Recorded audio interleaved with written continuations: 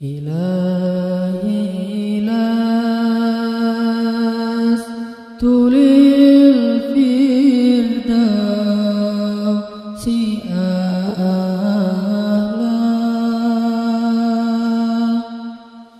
ولا أقوى على النار الجحيم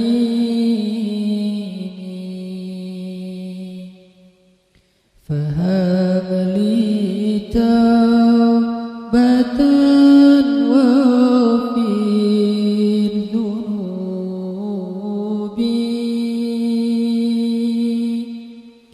فإنك غافر الذنب العظيم.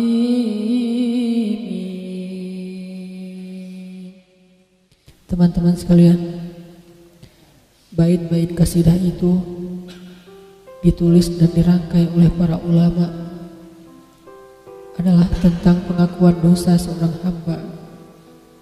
Ketika seorang hamba berada di puncak penyesalan dan merasa tahu diri bahwa dia adalah seorang hamba yang kotor, sehingga dia mengatakan, Ilahi lastu lil firdausi ahla.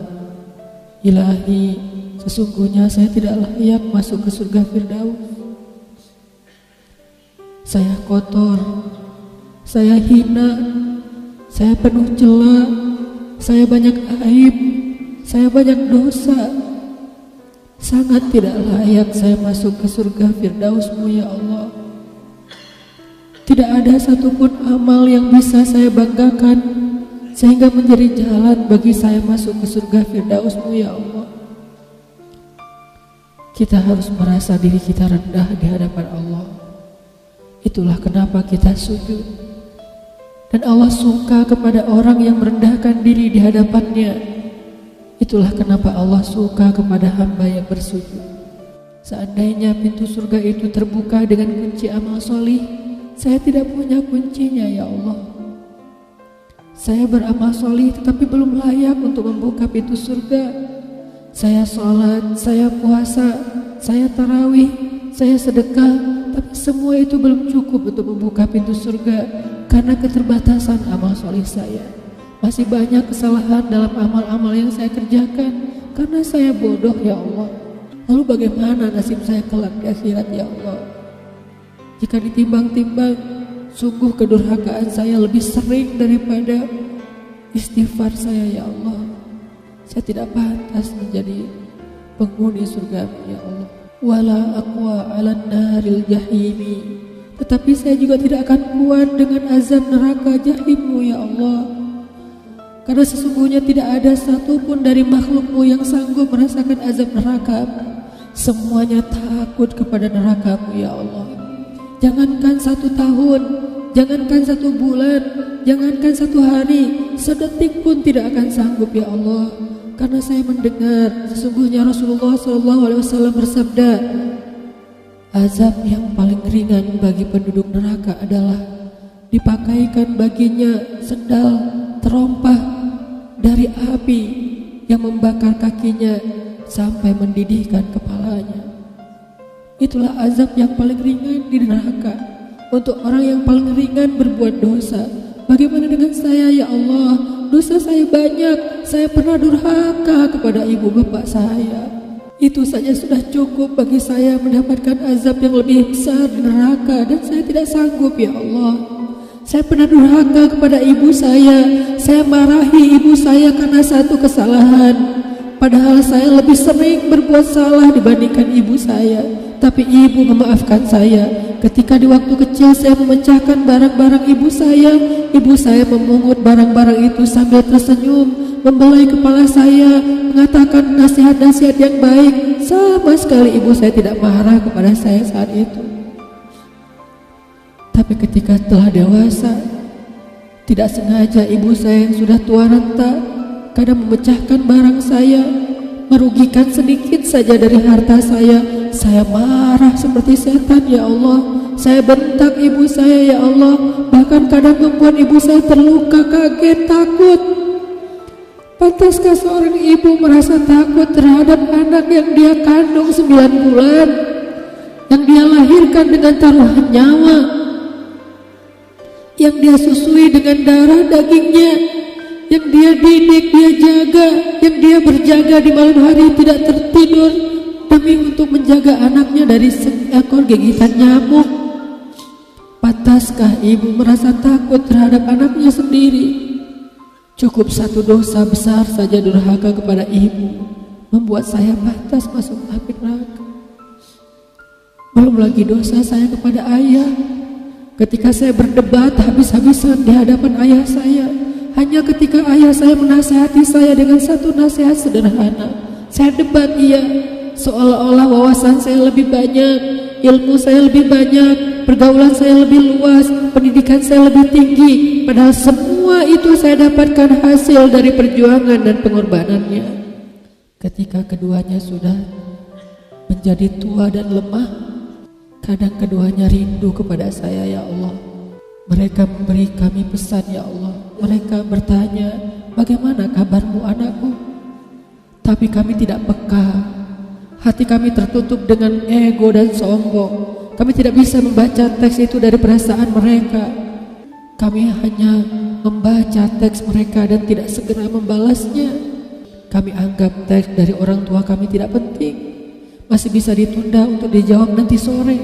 Padahal mereka sedang kangen, sedang rindu kepada kami, ya Allah. Mereka tidak mengatakan kami rindu kepadamu, wahai anakku, karena mereka tahu kalimat itu akan mengganggu kami. Kalimat itu akan menjadikan hari kami tidak lagi mudah. Kalimat itu akan merusak konsentrasi kami dalam bekerja. Kalimat itu akan menghalangi banyak urusan kami, sehingga mereka menahan diri. Mereka hanya bertanya, apa kabar kami?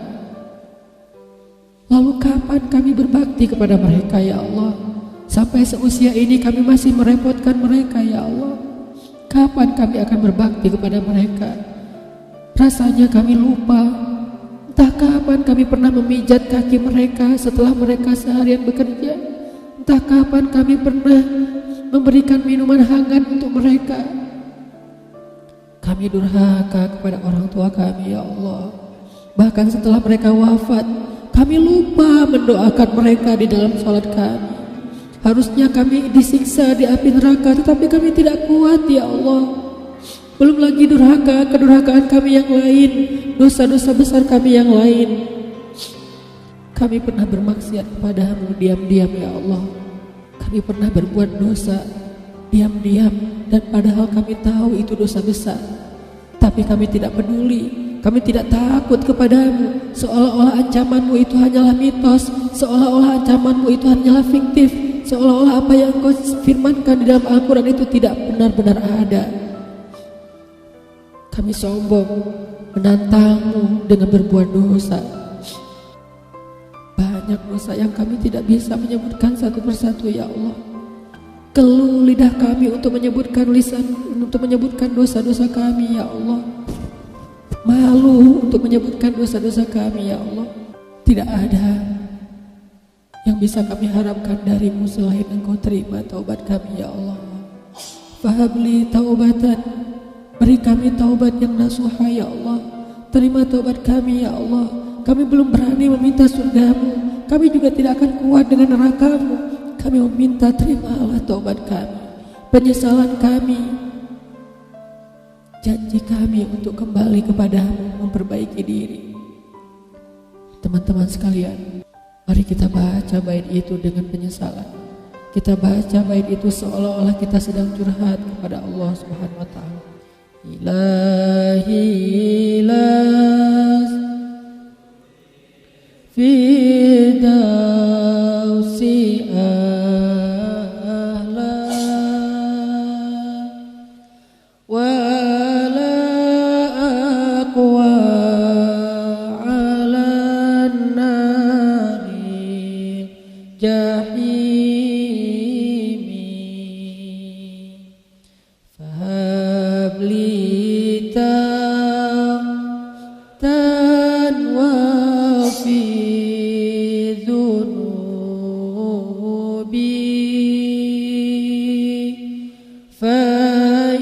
فإنك الذنب العظيم فهب لي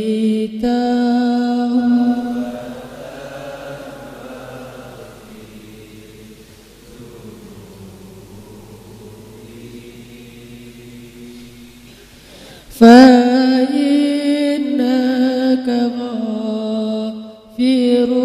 الذنب